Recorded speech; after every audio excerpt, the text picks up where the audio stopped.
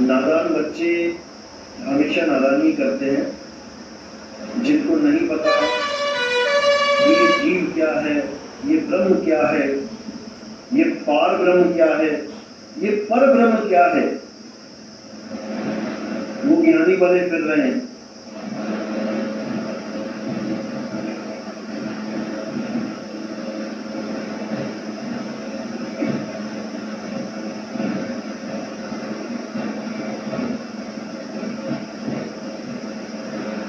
तो ये बच्चों का खेल नहीं है, ये बातों का विषय नहीं है।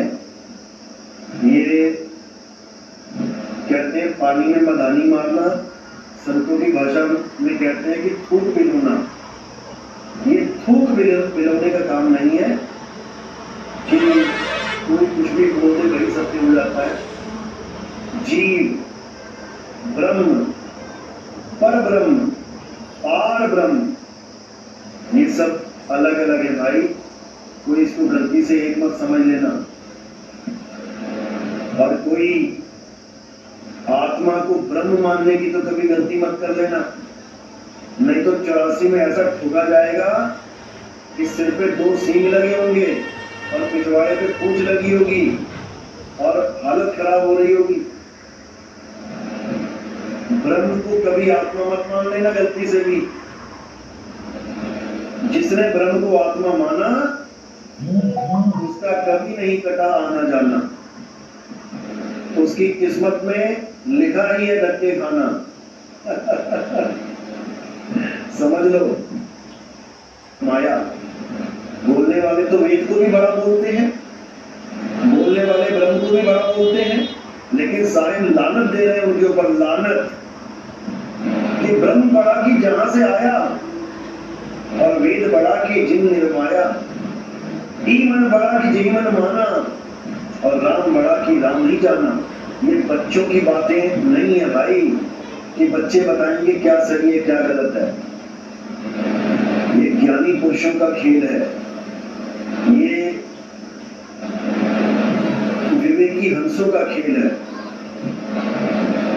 समझ लो।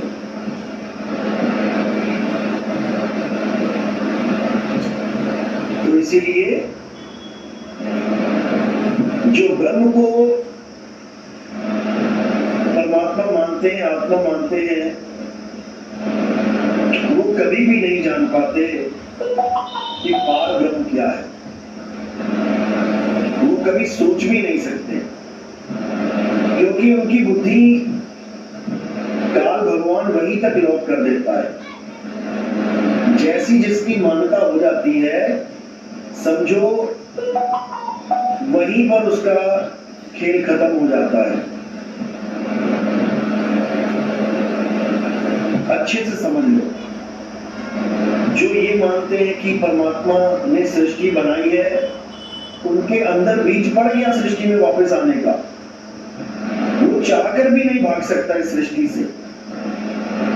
उसने अब इस सृष्टि में आके 84 लाख योनियां भुगतनी ही भुगतनी है। कोई माई का लाल नहीं बचा सकता उसे। समझ लो। जो इस सृष्टि को, जो इस संसार को परमात्मा का मान के बैठा है, वो इसी संसार में धक्के खाएगा, वो कहीं जा ही नहीं सकता।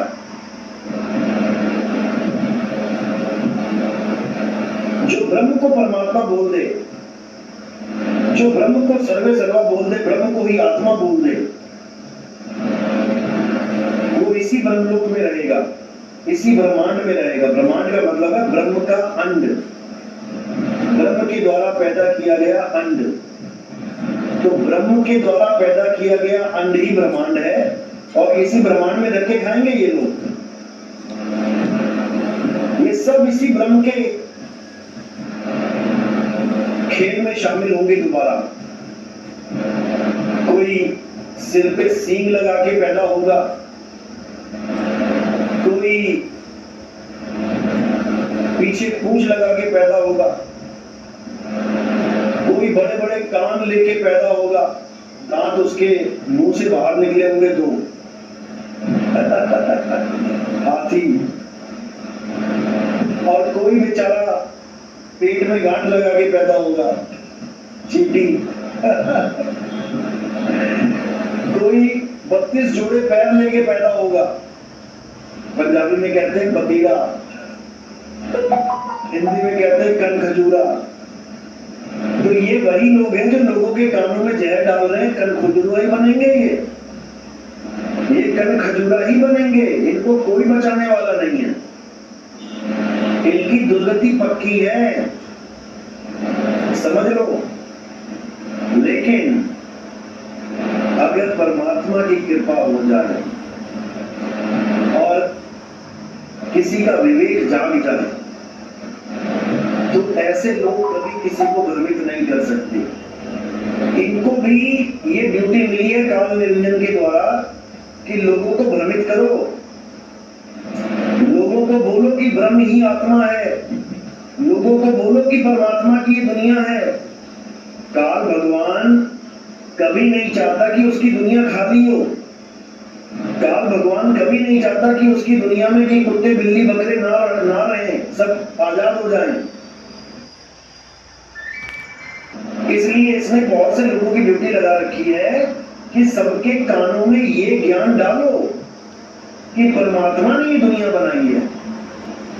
क्योंकि जैसे ही ये ज्ञान तुमने मान लिया कि ये दुनिया परमात्मा ने बनाई है, समझ लो कि तुम इस दुनिया के अगले ग्राहक हो गए हो। तुम तैयारी कर चुके हो अगली बार आने की। और जो कबीर साहब के सच्चे अंश होंगे, जो कबीर साहब की बात को समझेंगे, वो डंके की चोट पे बोलेंगे। क्या बोलेंगे? साधो निरंजन जाल पसारा। कौन सा जाल? ये 3 लोक का जाल, ये सूरज धरती आसमान, ये जाल है हमारे लिए। समझ लो, अगर तुमने ये बात मान ली कि ये सृष्टि परमात्मा ने बनाई है, तो बेटा परमात्मा की दुनिया छोड़ के कहां जाओगे? बगड़े की मां कब तक खैर मनाएगी? अरे कभी तो छुरी के नीचे आएगी। तो तुम छुरी के नीचे आने की तैयारी कर बैठे हो। इसलिए ऐसे अज्ञानी जीवों के मुंह ही नहीं लगना, ऐसे अज्ञानियों को पास भी नहीं फटकने देना। इनके नंबर भी ब्लॉक मार दो और इनके चैनल को भी अनसब्सक्राइब कर दो, ताकि ये लोग तुम्हारे कानों में जहर ना घोल पाए। ये जहर है और सच्चे संतों का ये फर्ज है कि लोगों को अमृत पिलाए, जहर नहीं। अगर जहर की एंट्री हो रही है तो बंद कर दो, उस दरवाजे को ही बंद कर दो, ब्लॉक मार दो। समझ लो, अगर इस सृष्टि से निकलना चाहते हो, तुम्हें पता होना चाहिए कि तुम निकल क्यों रहे हो। अगर ये परमात्मा ने बनाई है तो बार बार आओ, एक बार छोड़ो 1000 बार आओ। फिर क्यों मुक्ति मुक्ति का ड्रामा लगा रखा है? मैं मुक्ति दूंगा, मैं मुक्ति दूंगा। मुक्ति ना हो गया, गुरुद्वारे का कड़ा हो गया, आओ और लेते जाओ। मुक्ति का मतलब है जब तुम बंधन में बांधने वाले से मुक्ति की आशा करो। जिसने तुम्हें बांध दिया है उससे मुक्त होने की आशा करो। और जिसने बांधा है, जिसने ये संसार बनाया है, वो तुम्हें मुक्ति देने वाला नहीं है कि तुम बंधन में डालने वाले से मुक्ति मांग रहे हो। अगर उसने मुक्ति देनी होती आज तक दे देता, क्यों ना दे पाया? युगों युग बीत गए, अनंतों युग बीत गए, आज तक ये मुक्ति क्यों नहीं दे पाया?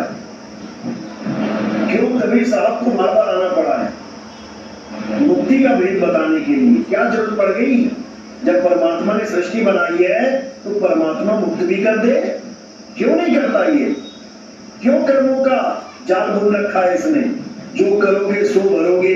बताओ, स्टोरी भी हमारी तू ही लिखता है कि कब क्या होना है, कैसे होना है, सब लिखा जा चुका है। स्टोरी भी तुम लिखो, पाप पुण्य भी तुम लिखो, और हम उस स्टोरी के हिसाब से रोल करें और हम दोषी हो गए। ये कहां का न्याय है भाई? जब हमारी किस्मत में लिखा है कि ये इंसान चोर बनेगा। अब जब किस्मत में तुमने लिखा है तो वो चोर ही बनेगा। अब तुम्हारा हुक्म भी नहीं डाल सकता, साधु भी नहीं बन सकता चोर से। अब उसको चोर बना दो पहले, फिर कहो तू चोर है, तूने चोरी करी। अरे तुमने लिखा तभी तो चोरी हुई है। तुमने अपनी कहानी में मेरा रोल लिखा है, वही रोल तो मैं करूंगा। और जब मैं रोल करके अलग होता हूँ रोल से तो कहते तूने ये कर दिया, तूने वो कर दिया, आप भुगत। तो भैया ऐसा भगवान नहीं चाहिए हमें, ऐसे परमात्मा की दुनिया नहीं चाहिए जहाँ पल का नहीं पता कब सुनामी आ जाए, कब भूकंप आ जाए। हमें ऐसा परमात्मा नहीं चाहिए, समझो। तो इसलिए ऐसे लोगों से सावधान रहना है। ये तुम्हारे नाश का, तुम्हारे पतन का कारण बनेंगे। बिल्कुल भी ऐसे लोगों की बातों पे ध्यान नहीं रखना है और इनको बिल्कुल किनारे कर दो, दरकिनारे कर दो।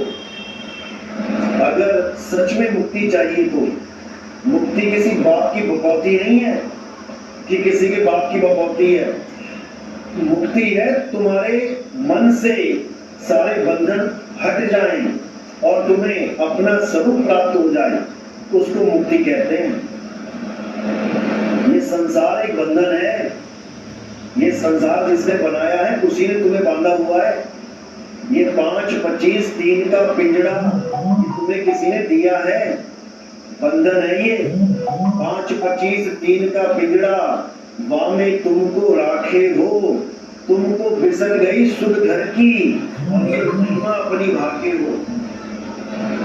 समझ लो, बाबा जय गुरुदेव ने ऐसे नहीं बोल दिया था डंके की चोट पे कि अभी तो छोटे छोटे पंथ, बच्चों वाले पंथ चल रहे हैं। जब असली पंथ चलेगा परमात्मा का, जब परम पिता परमात्मा का असली ज्ञान चलेगा, तो ये छोटे छोटे पंथों के जैसा नहीं होगा वो पंथ। फिर दुनिया देखेगी, दुनिया कि हो क्या रहा है, ये चल क्या रहा है। समझे? ऐसे नहीं बोल दिया उन्होंने डंके की चोट पे कि एक ऐसा महात्मा आएगा जो एक नाम, एक भाषा, एक झंडे का प्रचार करेगा। खुद बाबा जी 5 नाम देते थे, बाबा जय गुरुदेव, लेकिन महिमा किसके लाके चले गए? एक